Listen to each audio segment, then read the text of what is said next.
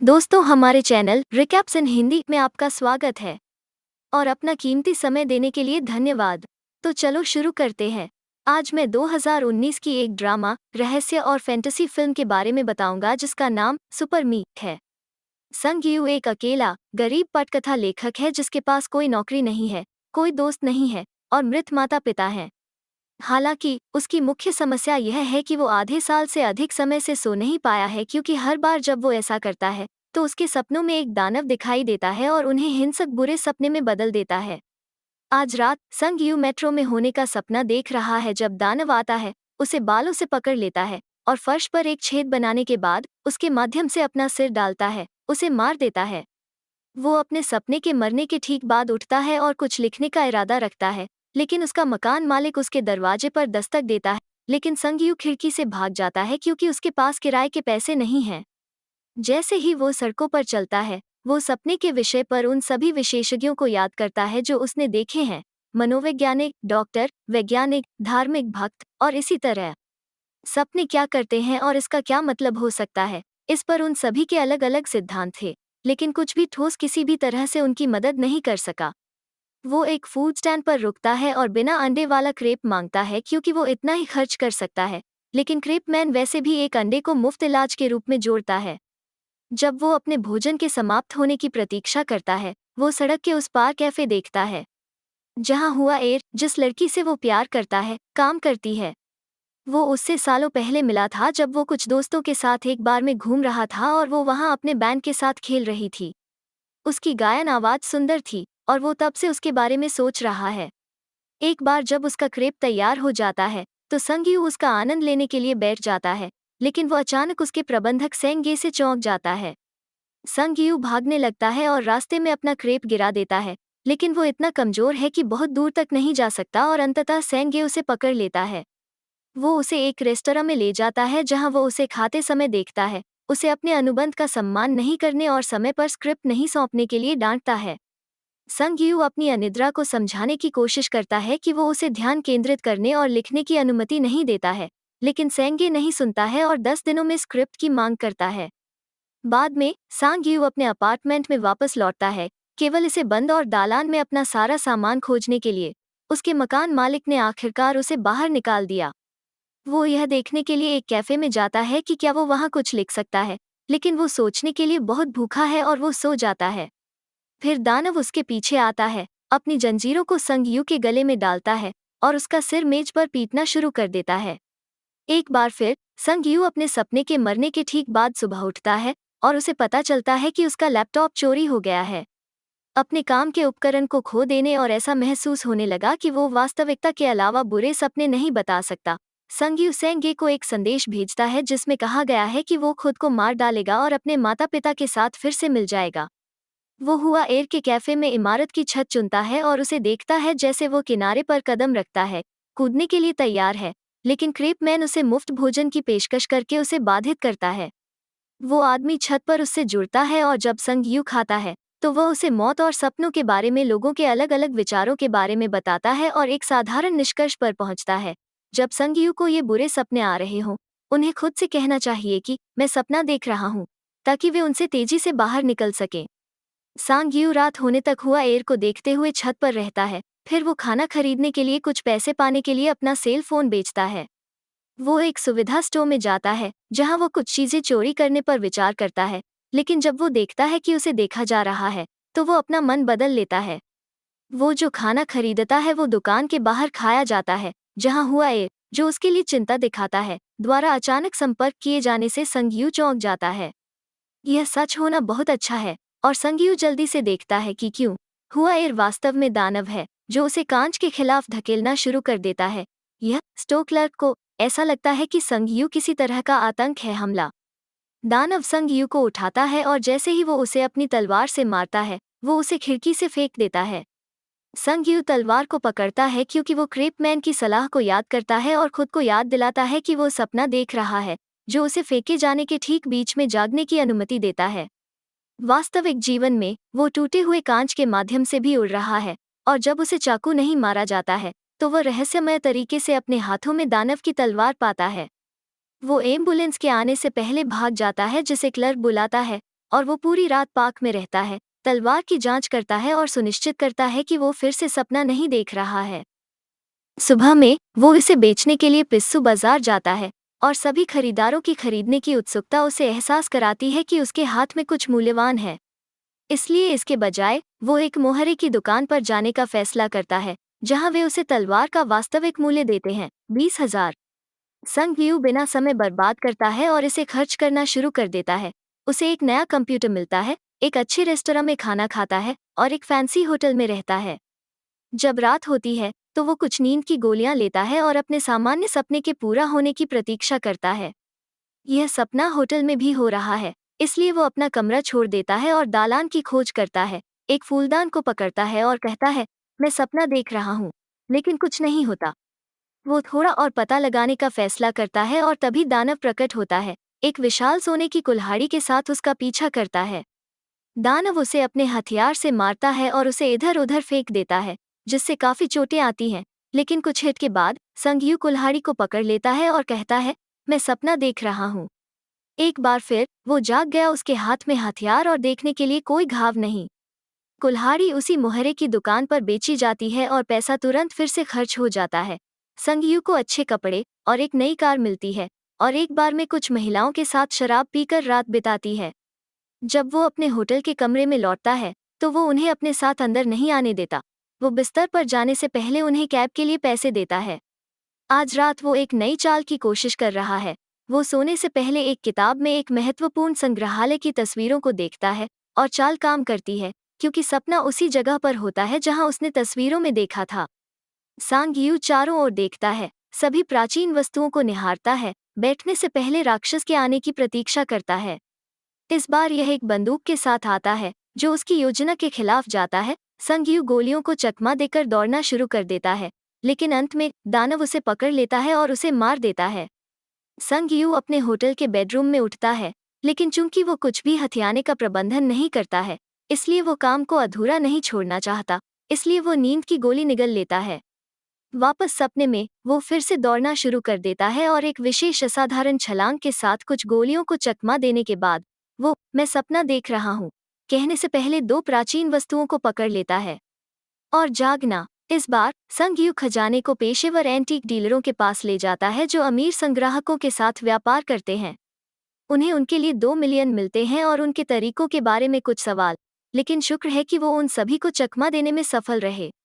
जब वो दुकान से निकल रहा होता है तो क्रोधित सेंगे उसके पास आता है, जिसने सोचा था कि वो मर चुका है। संगयू उसे एक फैंसी रेस्टोरेंट में खाने के लिए आमंत्रित करता है और उसे स्क्रिप्ट के लिए दिए गए पैसे का भुगतान करता है, यह कहते हुए कि वो अब और नहीं लिखता है। अगले दिन वो अंत में हुआ एयर के कैफे में प्रवेश करता है और एक लट्टे का आदेश देने के बाद वो उससे पूछता है कि क्या वो उसे पहचानती है, लेकिन वो नहीं करती। वो उससे यह भी पूछता है कि वो कैफे क्यों बेच रही है, और वो समझाती है क्योंकि उसके पास कोई ग्राहक नहीं है और दुकान केवल कर्ज बनाती है। बाद में रात में संगयू सेंगे के साथ रात का खाना खाते समय नशे में धुत हो जाता है, जो जानना चाहता है उसकी सफलता का रहस्य। सेंगे संगयू को अपने होटल के कमरे में वापस ले जाता है और उसे बिस्तर पर रखने के बाद वो जाने का नाटक करता है, केवल वापस आने के लिए और संगयू के बटुए और चेकबुक को देखने के लिए। वो अचानक चौंक गया जब संगयू अपने हाथों में सोने की जंजीरों के साथ उठता है, और अब जब वो रहस्य जानता है तो अपने दोस्त से अपने इस नए व्यवसाय में उसकी मदद करने के लिए कहता है, जिसे संगयू कुछ समय के लिए मानता है। अगले दिन संगयू हुआ एयर का कैफे खरीदता है और उसे बताता है कि वो अब भी उसे चलाना चाहता है। वे कमाई साझा कर सकते हैं, लेकिन वो नुकसान को कवर करने का प्रभारी होगा। यह दिखाने के लिए कि वो कितनी आभारी है, वो उसे रात के खाने पर आमंत्रित करती है, जहां वे अपने नए साझा व्यवसाय पर चर्चा करते हैं। और हुआ अरे ने सांगयू के बारे में संदेह व्यक्त किया है कि वो इस सौदे से सिर्फ पैसे की तुलना में अधिक चाहता है। तब से संगयू नियमित रूप से सपनों के रोमांच पर जाता है, जबकि सेंगे अपने सोते हुए शरीर की रक्षा करता है। उसके कुछ सपनों में शामिल हैं, उदाहरण के लिए एक बैंक को लूटना, जहां वो दिखाता है कि अपनी शक्तियों पर कितना नियंत्रण है। वो दानव से लड़ना शुरू कर रहा है और वो अपने दिमाग से वस्तुओं को इधर उधर कर सकता है। वो लाल रंग की कार की तरह बड़ी वस्तुओं को भी वापस लाना शुरू कर देता है। कुछ समय बाद हुआ एयर का कैफे ग्राहकों से भरा हुआ है, क्योंकि संगयू ने सड़कों पर आने वाले लोगों को भुगतान करने के लिए सेंगे को भेजा है। उन्होंने क्रेपमैन के लिए पैसे का एक बैग भी छोड़ दिया है क्योंकि उन्होंने उसके साथ मुफ्त भोजन साझा करने के लिए धन्यवाद दिया है। दुकान बंद होने के बाद संग यू हुआ एयर के साथ टहलने जाता है, जो केवल कुछ शब्दों के आधार पर अनुमान लगाता है कि वो एक पटकथा लेखक है। संग यू काम के बाद हर दिन अपने घर चलना शुरू कर देता है और एक रात वो उसे अपने सपने से एक लाल कार चलाने देता है, जिसके बारे में वो कहता है कि यह उसके लिए है। इस तरह का भाग्य उसे यह मान लेता है कि वो एक बहुत प्रसिद्ध पटकथा लेखक है। जब वो रात भर गाड़ी चलाती है, संगयू उस दिन को याद करता है जब वो उससे मिला था। उसके शो के बाद उसने उसे अपने पूर्व के साथ लड़ाई के बाद रोते हुए देखा और बाद में उसने कई बार फिल्मों में उसका पीछा किया।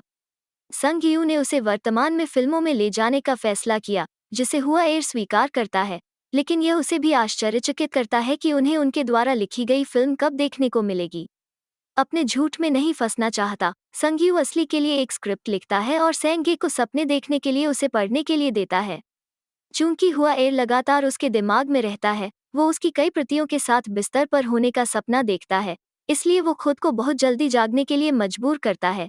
केवल सेंगे को यह देखकर रोता है कि स्क्रिप्ट कितनी अच्छी है। उनकी योजना तब शुरू होती है। वे एक फिल्म कंपनी को स्क्रिप्ट बेचते हैं, सबसे बड़े सितारों को काम पर रखने के लिए उन्हें अपने पैसे की पेशकश करते हैं और इससे बड़ी सफलता हासिल करते हैं। वे उसे मनाने के लिए एक विशेष रात्रिभोज का आयोजन भी करते हैं और वो हुआ एयर को अपने +1 के रूप में लेता है। यहाँ तक एक विशेष प्रस्तुति भी है जो उनके करियर पर चलती है, जो निश्चित रूप से बनी है, यह दावा करते हुए कि उन्होंने कई सफल फिल्में लिखी हैं, लेकिन उन्होंने उनका श्रेय नहीं लिया क्योंकि वो यात्रा करना और दुनिया देखना चाहते थे। कुछ दिनों बाद एक सपने के दौरान संगयू को कुछ बहुत ही अजीबोगरीब पता चलता है। एक भिक्षु का शरीर ध्यान कर रहा है और जब वो अपनी बेल्ट लेने की कोशिश करता है तो उसका हाथ बिखर जाता है।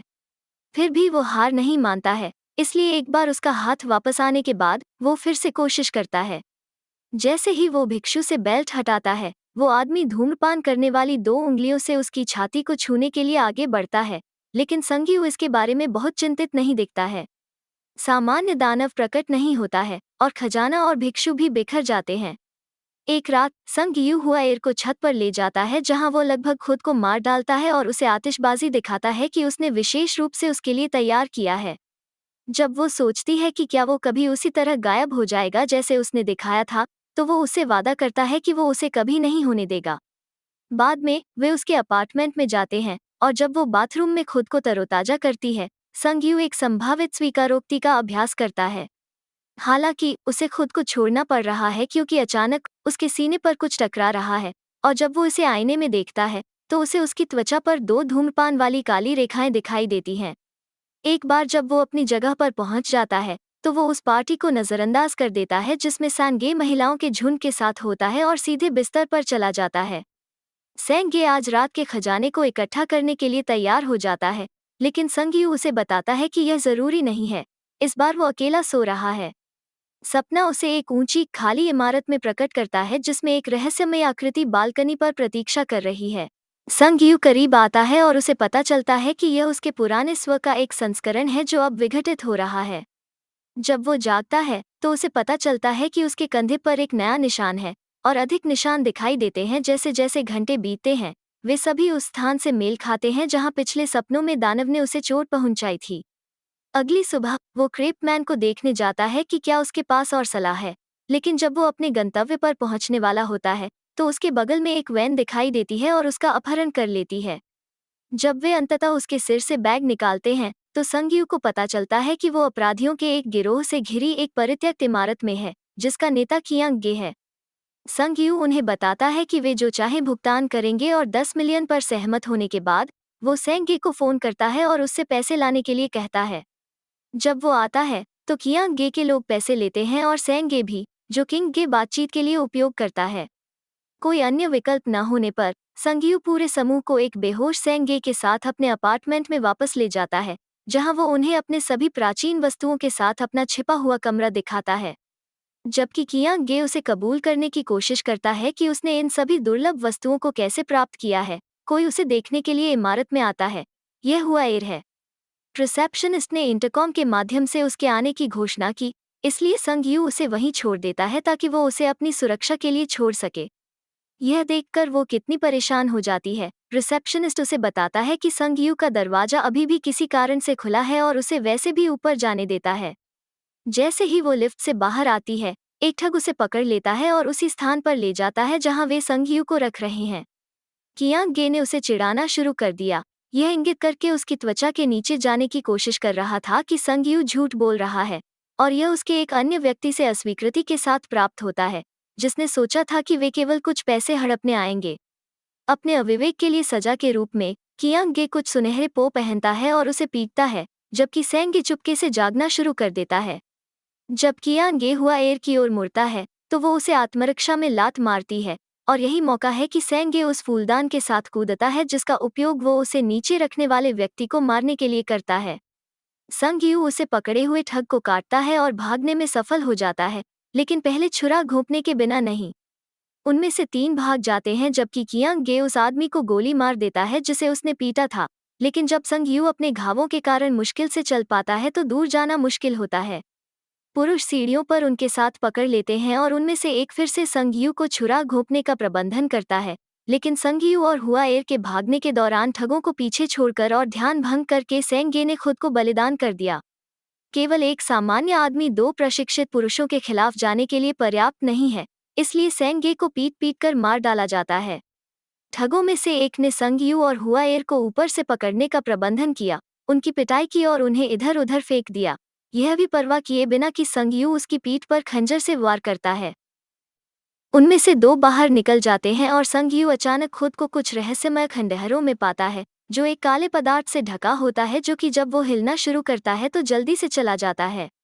चारों ओर देखने के बाद वो एक चमकदार दरवाजे के मेहराब को छूता है और पिछले कुछ महीनों में अपने जीवन का एक फ्लैशबैक देखना शुरू कर देता है, जिसमें वास्तविक जीवन और सपने दोनों शामिल हैं, और यहाँ तक उसका एक संस्करण भी है जिसे उस रात सुविधा स्टोर के बाहर एम्बुलेंस द्वारा लिया गया था। जब यह खत्म हो जाता है तो वो एक विशाल क्रिस्टल दीवार के साथ एक क्षेत्र में चलता है, जिसे वो दोहराना शुरू कर देता है, मैं सपना देख रहा हूँ, बार बार, जब तक वो खून की कमी से बाहर नहीं निकल जाता। अचानक उसका शरीर बदलना शुरू हो जाता है और संग यू खुद को एक दानव बनता हुआ पाता है। अपने हाथ में दिखाई देने वाले हथियार के साथ वो क्रिस्टल की दीवार को मारना शुरू कर देता है, जबकि पहले से ही हुई विभिन्न बातचीत में खुद को दानव के रूप में चित्रित करता है, लेकिन उन्हें एक मोड़ देता है। वहां बैठने और सुनने के बजाय इन संस्करणों में वो कल्पना करता है, वो अपने मकान मालिक को मारता है और सेंगे उसके लिए अच्छे नहीं होने के लिए। जब दीवार अंततः टूट जाती है तो दानव संग यू के रहने वाले कमरे में बाहर आ जाता है, जहां संग यू का शरीर भी जाग रहा होता है। दानव बिना किसी हिचकिचाहट के सभी ठगों को मार डालता है, यहाँ तक कि आवश्यकता पड़ने पर अपनी अजीब बंदूक भी दिखा देता है। फिर वो संग यू के पीछे आता है, उसे भी मारने के लिए तैयार है, लेकिन वो मैं सपना देख रहा हूँ और सपनों से लाई गई सभी प्राचीन वस्तुएं गायब होने लगती हैं, दोनों अपने अपार्टमेंट में और अमीर लोगों के संग्रह में। संग यू फिर से बेहोश हो जाता है और जब वो उठता है तो वो खुद को सुविधा स्टोर के बाहर रात तक पाता है। हुआ एयर उसे ढूंढता है और उसे संगीत कार्यक्रम से याद करता है, इसलिए उसे उस पर दया आती है और उसे कुछ असली खाना देने के लिए अपने स्थान पर ले जाती है। जब वो कुछ नूडल सूप खाता है तो वो उसे बताती है कि उसने एक पत्रिका में उसकी एक कहानी पढ़ी है और सोचती है कि यह बहुत अच्छा था, उसे सफलता हासिल करने के लिए बस थोड़े से भाग्य की जरूरत है। तब तक वो उसे अपने कैफे में काम करने की पेशकश करती है, जिसके कारण वो टूट जाता है और रोना शुरू कर देता है, जबकि यह पता चलता है कि इस समय हुआ एयर को हमेशा से पता है कि वो उसे देख रहा है। कुछ समय बाद जब वे कैफे में काम कर रहे होते हैं, हुआ एयर संग यू को एक उपहार देता है, उसके लिए लिखने के लिए एक नया लैपटॉप। बाद में संग यू एक रेस्तरां में सेंगे से मिलता है ताकि वो उसे अपना पैसा वापस दे सके, क्योंकि वो मांग पर एक स्क्रिप्ट नहीं लिख सकता, वो केवल वही लिखना चाहता है जो वो लिखना चाहता है। सेंगे न केवल पैसे को ठुकरा देता है, बल्कि बदले में उसे और भी देता है, क्योंकि वो संग यू की पुरानी लिपियों में से एक को बेचने में कामयाब रहा है। जश्न मनाने के लिए संग यू वो है जो उनके बिल को कवर करेगा। कई दिनों बाद अब अपने जीवन से संतुष्ट संग यू क्रिपमैन को खाने का ऑर्डर देने जाता है, इसलिए वो आदमी उसे अपना पैसा वापस देने का मौका लेता है और उसे अपने पेट पर एक निशान दिखाता है, क्योंकि उसके पास वही हुआ करता था, शक्ति भी, और सीखा यह विनम्र जीवन बेहतर है। जैसे ही संग यू उसकी कहानी सुनता है, उसके पीछे उसके आखिरी सपने के खंडहर दिखाई देते हैं और यह पता चलता है कि ठगों को मारने वाला नया दानव उसका पीछा कर रहा है, क्योंकि वो सुविधा स्टोर पर फिर से प्रकट हुआ है।